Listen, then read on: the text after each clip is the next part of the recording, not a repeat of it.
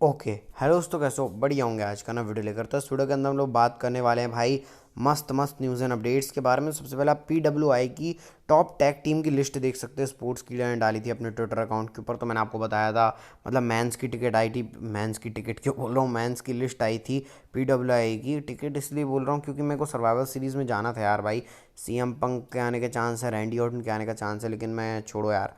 तो PWI की list है जिसके अंदर भाई मतलब टैग टीम्स आप देख सकते हो। अच्छा, मेंस की बताई थी मैंने आपको, जिसमें सैथ रॉलिंस, रोमन रिंग्स और डीन एम्ब्रोस ने टॉप किया था। विमेंस में रिया रिप्ली, बियांका ब्लेयर, इन लोगों ने टॉप किया था। लेकिन टैग टीम के अंदर अगर आप देखोगे भाई, तो नंबर 1 पे FTR जो कि AEW की टैग टीम है। फिर उसके बाद आप ये देख सकते हो ऑजी ओपन। तीसरे नंबर पे WWE की कोई टैग टीम है जो केविन ओवंस और सैमी जेन की है। इसके बाद भाई ये NJPW, फिर उसके बाद मॉडर्न सिटी, ये भी शायद NJPW की, और ABC भाई इम्पैक्ट रेसलिंग की है। अच्छा, आप देख भी सकते हो नाम, इम्पैक्ट रेसलिंग की 5 और 6 नंबर पे, और AEW की टैग टीमों ने टॉप किया। मतलब WWE टॉप 6 में एक ही जगह है, Kevin Owens and Sammy Zayn. अब भाई ये लिस्ट आई है PWI की, आप किससे एग्री करते हो बताना आप लोग।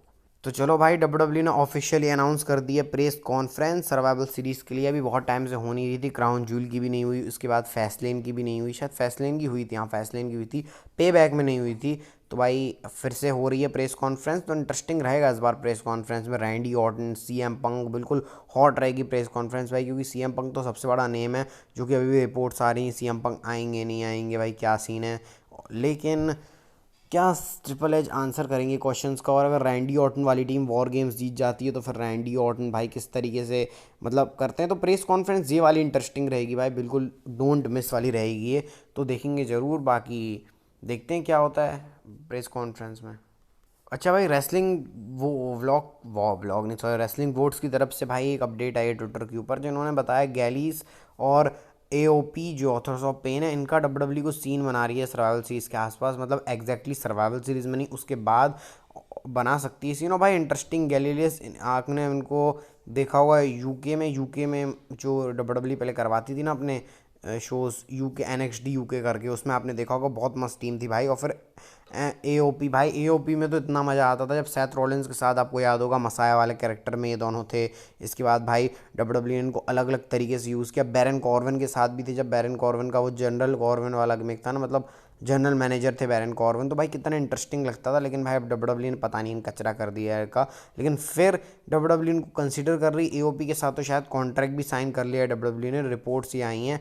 तो देखना होगा भाई क्या WWE इनके साथ करती है, कचरा तो नहीं करती फिर से। लो भाई, इनको ला रहे हो ना इन दोनों टैग टीम्स को, तो बिल्कुल इंटरेस्टिंग वे में बुक करना है, क्योंकि भाई AOP अपने इंडिया से हैं दोनों, एकम रेजार दोनों इंडिया के हैं भाई। लेकिन जो भी है भाई, मतलब दोनों को मस्त टैग टीम के अंदर और एवोल्यूशन बढ़ेगा और ज़्यादा अच्छी भी चीज़ होंगी। देखते हैं बाकी फिर जब आते हैं तो WWE कैसे करती है। पहला सवाल, आते हैं या नहीं, या फिर ये एक रिपोर्ट सी है बस। तो चलो भाई, कल स्मैकडाउन के बारे में बात कर लेते हैं। तो सबसे पहले तो भाई शो होने वाला है अपने ग्रेसन वॉल फैक्ट का, जिसमें केविन ओवंस होने वाले हैं। पता नहीं भाई, केविन ओवंस तो सस्पेंड हुए पड़े हैं, तो क्या इन लोग मज़े करने वाले हैं, मतलब केविन ओवंस की एक्टिंग करने वाले हैं क्या ऑस्टिन थेरी कि वो केविन ओवंस बन जाएंगे, या फिर केविन ओवंस आने वाले, पता नहीं। लेकिन केविन ओवंस तो एडवर्टाइज हैं। इसके बाद Judgment Day versus Street Profits के बीच में मैच होगा, और इस मैच के अंदर भसड़ भी हो सकती है। सैथ रॉलिंस, सब कोडी रोड्स वगैरह, पूरा वॉर गेम्स की खिचड़ी हो सकती है। कल स्मैकडाउन इंटरेस्टिंग रहेगी। डैमेज कंट्रोल वाला भी सीन पता चलेगा हमको, मतलब यहाँ से डैमेज कंट्रोल और बियांका ब्लेयर वाली जो टीम है,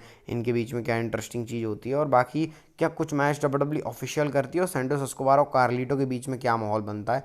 तो कल स्मैकडाउन डोंट मिस शो तो रहेगा भाई, सर्वाइवल सीरीज के पहले का शो है।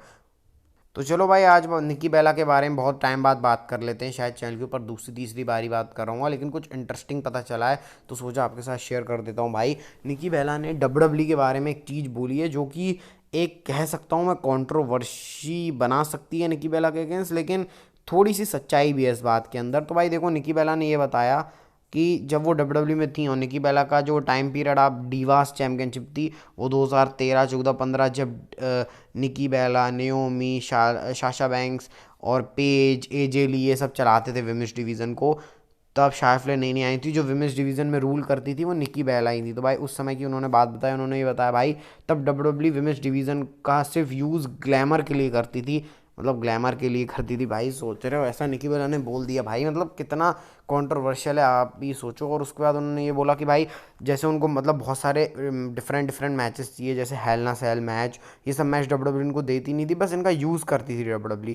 लेकिन फिर इसके बाद डब्ल्यू ने भाई विमेंस डिवीज़न के अंदर चेंज लाई, ये उन्होंने नहीं, मैं बोल रहा हूँ, फिर डब्ल्यू ने चेंज लाया स्टेफनी मैकमैन के कहने पर। एक special evolution premium live event रहा डब्ल्यू का। उसके बाद भाई अभी आपने रिसेंटली क्राउन जूल के अंदर देखा होगा बियंका ब्लेयर और बेली के बीच में लास्ट वुमेन्स स्टैंडिंग मैच भी। और अब डब्ल्यू हर जगह वुमेन्स को इक्वल दे रही है, रॉयल रंबल मैच होने लगा, इसके बाद विमेंस वॉर गेम्स मैच, पहले मेंस वॉर गेम्स होता था, अब women's war games match, women's के टैग टीम टाइटल्स, हालांकि डब्ल्यू उनका यूज़ अच्छे से कर नहीं रही, लेकिन फिर भी tag team titles, royal rumble matches, elimination chamber matches, तो डब्ल्यू ये सब चीज़ें इंट्रोड्यूस करने लगी विमेंस के अंदर भी। और भाई पहले तो मेन इवेंट भी नहीं करती थी वुमेन, ट्रिश टेरिस ने मेन इवेंट किया था एक बार, लेकिन भाई रेसलमेनिया मेन इवेंट भी कर चुका है विमेंस डिवीज़न 2 बार, पर बियंका ब्लेयर वाला और शार्ट फ्लेयर, और एक इधर से। तो भाई इंटरेस्टिंग चीज़ तो करी है डब्ल्यू, लेकिन निकी बेला का भी उस समय पे कहना बिल्कुल सही था। तो भाई ये कुछ स्टेटमेंट दिए, और इनका अगर आप रेसलिंग का बात करोगे तो शायद आपको AEW के अंदर निकी बेला देखने को मिल सकती है, डब्ल्यू के अंदर अब इनका कोई सीन नहीं बनने वाला।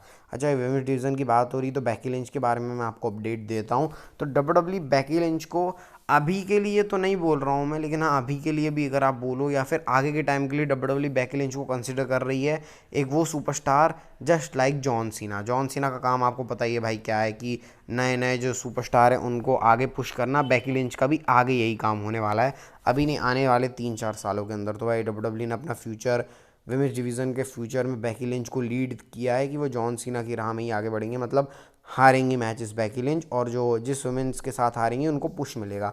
तो भाई बेकी लिंच भी सही काम कर रही हो भाई, उन्होंने NXT के साथ जो मतलब अभी जो एक आधा महीने में काम किया ना भाई, वो बहुत सुप्रीम लेवल का किया है, कि भाई NXT के अंदर भी चैम्पियनशिप डिफेंड करना, फिर रॉ में भी करना NXT वुमेंस चैम्पियनशिप। इससे मैं बोल सकता हूँ कि NXT को देखने वाले लोग बड़े होंगे, क्योंकि जाने होंगे ना भाई NXT में कुछ डब्ल्यू का तीसरा ब्रांड, कई लोगों को तो ये भी नहीं पता होगा भाई कि NXT भी कोई चीज़ होती है। तो बेकी लिंच ने NXT वुमेंस चैम्पियनशिप डिफेंड करवाई रॉ में, तो भाई ये भी बड़ी बात है, कोई मतलब इतना थोड़ी करेगा भाई, एक एक हफ्ते में 2-2 मैचेस भी रेसल किए हैं बेकी लिंच ने, तो इसके लिए मानना पड़ेगा हमको। चलो भाई अब CM पंक के बारे में बात कर लेते हैं। तो कुछ चीज़ CM पंक के बारे में मालूम चली है, वो ये है भाई कि CM पंक मतलब बैक स्टेज अच्छे एक्सेप्टेंस है कि यहाँ CM पंक सर्वाइवल सीरीज़ में आ सकते हैं। मैं आपको क्यों बता रहा हूँ भाई, क्योंकि बैक स्टेज भी एक बहुत बड़ी चीज़ होती है। मैंने शायद 2 हफ्ते पहले ही बताया था कि CM पंक को बैक स्टेज में कॉन्फिडेंट है लोग, लेकिन अब एक्सेप्ट ही कर रहे हैं, मतलब एक स्टेज और ऊपर होगा कि भाई हाँ CM पंक आ सकते हैं survival series premium live event के अंदर। तो बहुत इंटरेस्टिंग चीज़ है भाई कि क्या डब्ल्यू CM पंक के रिगार्डिंग करने वाली है, और CM पंक आएंगे सर्वाइवल सीरीज में, पॉप होगा वो सब तो ठीक है। अब मैं ज़्यादा बात करूंगा नहीं भाई, बहुत बात तो हम कर चुके हैं CM पंक के बारे में वैसे ही। तो हम लोग चलते हैं भाई आज की नेक्स्ट फाइन स्टोरी के ऊपर, जो कि रैंडी ऑर्टन से जुड़ी हुई है फिर से। तो भाई रैंडी ऑर्टन के आने का पूरा पूरा सीन बन चुका है, तो रैंडी ऑर्टन के बारे में तो बात करनी पड़ेगी। रैंडी ऑर्टन भाई मेन इवेंट में आने वाले हैं वॉर गेम्स मैच के अंदर। तो मैंने बहुत सारी पॉसिबिलिटीज़ आपको बता दी हैं कि कोडी रोड्स के ऊपर अटैक कर देंगे, जे ऊसो के ऊपर अटैक कर देंगे, हील हो जाएंगे, ऐसा वैसा।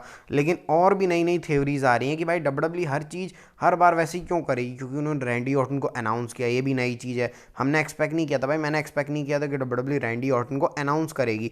मतलब ये था कि रैंडी ऑर्टन वॉर गेम्स में आएंगे, लेकिन अनाउंसमेंट करके ये नया तरीका डब्ल्यू ने ढूंढा। तो क्यों ना इस बार रैंडी ऑर्टन का के मतलब जो मैच है उसमें भी नया तरीका ढूंढे कि क्यों हर बार रैंडी ऑर्टन का हील ही टर्न हो सकता है रैंडी ऑर्टन का एक बेई फेस टर्न हो, और रैंडी ऑर्टन सिंपली सीधे ड्रू मैकिंटायर से राइवलरी करें, ऐसा हो सकता है। क्योंकि भाई ड्रू मैकिंटायर को भी अपोनेंट चाहिए, वो उनका हील टर्न हुआ है, और रैंडी ऑर्टन भी भाई अभी भी आए, तो उनको क्या पप्पू सी स्टोर लाइन में डाल दोगे, बिल्कुल अच्छी स्टोर लाइन में डालोगे ना भाई उनको। तो भाई डब्ल्यू उसी तरीके से कुछ देख रही है कि रैंडी ऑर्टन का क्या सीन डब्ल्यू कर सकती है, और ड्रू मैकिंटायर के साथ ज़्यादा चांसेस, या फिर हो सकता है जजमेंट डे के साथ रैंडी ऑर्टन उलझ जाए। एक तरफ जजमेंट डे, एक तरफ रैंडी ऑर्टन, भाई कितना मस्त लगेगा कि जजमेंट डे भी जो काम कर रही है वो बिल्कुल डार्कनेस वाला काम कर रही है, जो रैंडी ऑर्टन पास्ट में करते आ रहे हैं। तो सोचो भाई रैंडी ऑर्टन एक उस फैक्शन के अगेंस्ट लड़ेंगे जो कांड रैंडी ऑर्टन कर चुके हैं। तो भाई रिया रिप्ली, रैंडी ऑर्टन, बहुत सारे सिनेरियो यहाँ से आप लगा सकते हो। तो ये भी कुछ पॉजिटिव सिनेरियो, मतलब पॉजिटिव कैरेक्टर वाले सिनेरियो रैंडी ऑर्टन के हैं।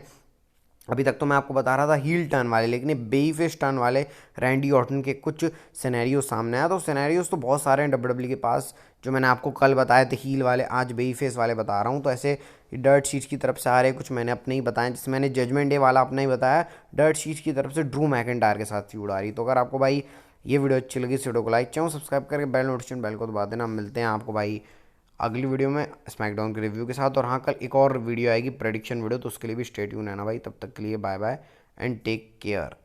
अरे अरे भाई कहाँ चल दिए, एक और सीएम पंक के बारे में जाते हैं तो एक और चीज़ नहीं सुनोगे, मैंने भी सरप्राइज़ दे दिया भाई।